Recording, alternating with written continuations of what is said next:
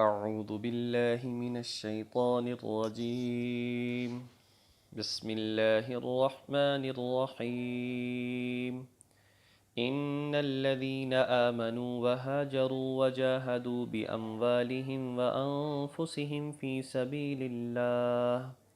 والذين آووا ونصروا أولئك بعضهم أولياء بعض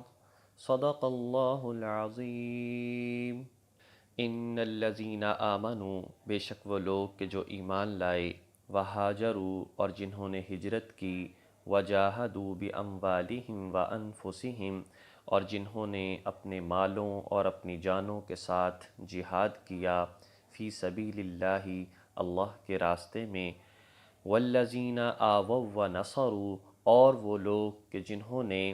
ان کو ٹھکانہ دیا اور مدد کی، اولئک بعضهم اولیاء بعض یہی لوگ ہیں جو آپس میں ایک دوسرے کے وارث ہیں، یہی لوگ ہیں بعضهم جو کہ اولیاء بعض ایک دوسرے کے ولی وارث ہیں،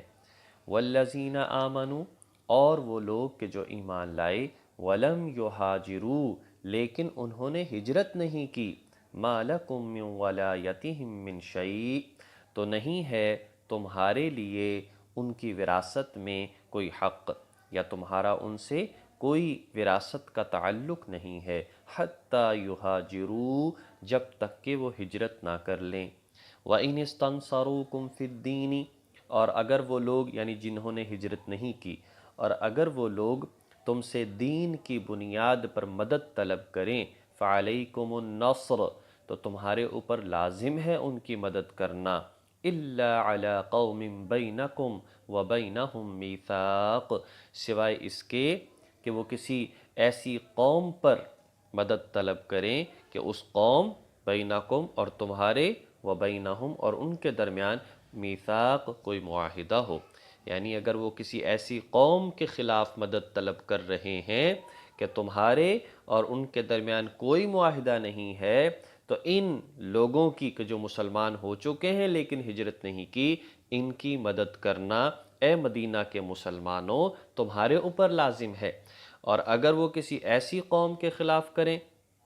کہ جن کے ساتھ تمہارا معاہدہ ہے تو اس صورت میں تم ان کی مدد نہیں کر سکتے، اس لیے کہ بے شک وہ تمہارے مسلمان بھائی ہیں لیکن یہ بد عہدی ہوگی، واللہ بما تعملون بصیر اور اللہ تعالیٰ جو بھی تم عمل کرتے ہو اسے خوب دیکھتا ہے۔ جیسا کہ پہلے عرض کیا گیا تھا کہ آخر تک ان آیات میں مجاہدین، مہاجرین اور انصار کے کچھ احکام بیان فرمائے جائیں گے، چنانچہ انہی باتوں پر اس صورت کا اختتام ہوگا۔ ایک آج کا درس اور انشاءاللہ آئندہ کا درس آخری ہوگا اس سورہ مبارکہ کا، سورہ انفال کا۔ آج کی آیت کریمہ میں اللہ تبارک و تعالیٰ نے دو باتیں بیان فرمائی ہیں۔ نمبر ایک، وہ لوگ، وہ ایمان والے جو ہجرت کر چکے ہوں ان کے درمیان، اور وہ ایمان والے کہ جنہوں نے ان مہاجرین کی نصرت کی، مدینہ میں انہیں اپنے گھروں میں رہنے کی جگہ دی، اپنی جگہوں میں کام کرنے کا موقع دیا، تو فرمایا کہ یہ ایک دوسرے کے وارث ہوں گے، یعنی کہ زمین ان کے درمیان تقسیم ہوگی، ایک دوسرے کی موت ہو جاتی ہے تو یہ ایک دوسرے کے ولی وارث بنیں گے۔ اور دوسرا وہ لوگ ہیں، دوسرا مسئلہ یہ بیان کیا، وہ لوگ جو کہ ایمان تو لا چکے ہیں لیکن ابھی تک انہوں نے مکہ سے ہجرت نہیں کی، وہ مدینہ نہیں آئے، تو فرمایا کہ چاہے وہ رشتہ دار ہی کیوں نہ ہوں تو یہ سلسلہ توارث جاری نہ ہوگا، یعنی اگر مکہ میں کوئی ایسا رشتہ دار مسلمان فوت ہوتا ہے کہ جس کے وارث مدینہ میں رہتے ہیں تو وراثت یہاں نہیں آئے گی، اور نہ ہی کوئی مدینہ میں انتقال کرتا ہے تو یہ وراثت مکہ میں جائے گی، بلکہ مدینہ میں جن کے پاس یہ ہجرت کرنے والا مہاجر رہ رہا ہے یہ وراثت ان کے درمیان تقسیم ہوگی، ہاں بشرطے کہ وہ ہجرت کر لے اور مکہ سے مدینہ آ جائے تو بعد میں یہ سلسلہ جاری ہوگا۔ یہ جو وراثت کا معاملہ مہاجرین اور انصار کا ہے یہ صرف اور صرف فتح مکہ تک رہا۔ جب مکہ مکرمہ فتح ہو گیا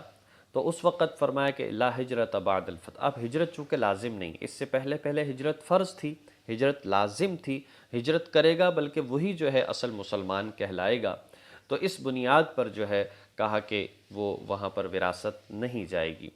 اور یہ سلسلہ تو بالکل شروع ہی کے اندر اعلان کر دیا گیا کہ ایک مسلمان اور کافر یا آپس میں ایک دوسرے کے وارث نہیں بن سکتے، لیکن یہاں پر جو بات تھی وہ صرف اتنی تھی کہ مسلمان تو ہو چکے لیکن ہجرت نہیں کی، تو اس کے باوجود چاہے وہ رشتہ دار ہے تو وراثت کے احکامات جاری نہیں ہوں گے۔ رہی یہ بات وراثت کے ویسے احکامات، تفصیلی احکامات کیا ہیں، تو یہ بات ہم سورۃ النساء کے دوسرے رکوع میں تفصیل کے ساتھ پڑھ چکے ہیں۔ جب وہ رکوع نازل ہوتا ہے سورۃ النساء کا جس میں سارے رشتہ داروں کے جو ہے وراثت بیان فرمائی گئی ہے، اس کے بعد اور جب مکہ فتح ہو جاتا ہے سن 8 ہجری، اس کے بعد جو یہ حکم منسوخ ہو گیا کہ انصار اگر انتقال کرے تو مہاجر کو وراثت ملے گی، مہاجر انتقال کرے تو انصار کو وراثت ملے گی، ایسا بعد میں نہیں ہوا، یہ حکم منسوخ کر دیا گیا۔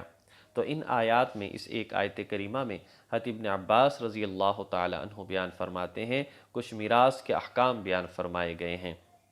اور کیا فرمایا کہ وہ لوگ جو کہ ایمان لا چکے ہیں اور جنہوں نے ہجرت بھی کی اور جنہوں نے جہاد بھی کیا، یعنی مکہ سے مدینہ منورہ آ گئے، پھر غزوہ بدر ہوا، غزوہ احد ہوا، اس میں اپنے مال قربان کی، اپنی جانیں قربان کی، تو اور فرمایا کہ وہ لوگ جب یہ لوگ ہجرت کر کے مدینہ آئے تھے تو حضور علیہ السلام نے ایک انصار کو لیا، ایک مہاجر کو لیا اور فرمایا کہ تم بھائی ہو، اور انہوں نے پھر اپنی زمینوں کے اندر ان کو حصہ دیا، اپنے گھروں میں رہنے کی جگہ دی، اپنے کاروباروں میں ان کو شریک کیا، تو فرمایا انہوں نے ٹھکانہ دیا ہے، انہوں نے مدد کی ہے، تو پھر یہی مہاجر اور انصار بعضهم اولیاء و بعض ایک دوسرے کے وارث بنیں گے۔ لیکن وہ لوگ جو ایمان تو لا چکے ولم یہاجروا، لیکن انہوں نے ہجرت نہیں کی، فرمایا ما لکم من ولایتہم من شیء، تمہارے اور ان کے درمیان کوئی وراثت کا تعلق نہیں ہے، کب تک؟ جب تک کہ وہ ہجرت نہ کر لیں، حتی یہاجروا،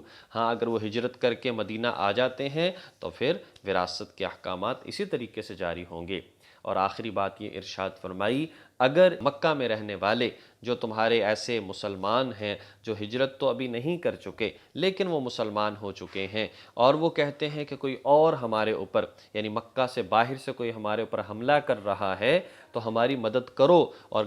دیکھو کہ ہم بھی تو مسلمان ہیں، تمہارے رشتہ دار ہیں، ہماری مدد کرو، فرمایا فعلیکم النصر، اے مدینہ کے مہاجرین تمہارے ذمہ لازم ہے ان کی مدد کرنا۔ ہاں اگر یہ کہتے ہیں کہ جی مکہ والے ہی ہمارے اوپر ظلم کر رہے ہیں تو اس بنیاد پر تم ان کے ساتھ لڑائی نہیں کر سکتے ابھی مکہ والوں کے ساتھ، کیوں؟ اس لیے کہ ابھی تمہارا صلح حدیبیہ والا ایک معاہدہ ان کے ساتھ ہوا ہے، تم ان کے ساتھ نہیں لڑ سکتے۔ لیکن وہ معاہدہ ان کے اوپر چل ہی نہیں سکا، اس سن 7 ہجری میں انہوں نے معاہدہ خود ہی توڑ دیا، اسی وجہ سے مسلمان پھر سن 8 ہجری میں نکلے اور مکہ مکرمہ کو فتح کیا۔ تو فرمایا واللہ بما تعملون بصیر، اللہ تعالیٰ پوری طرح سے ان باتوں کو دیکھنے والا ہے، کون کس طرح سے عمل کر رہا، ہجرت کی نہیں کی، ایمان لایا سچا یا جھوٹا، اور کس طرح سے اس نے جہاد کیا اور نیت اس کی کیا ہے، اللہ ان ساری باتوں کو جاننے والا ہے۔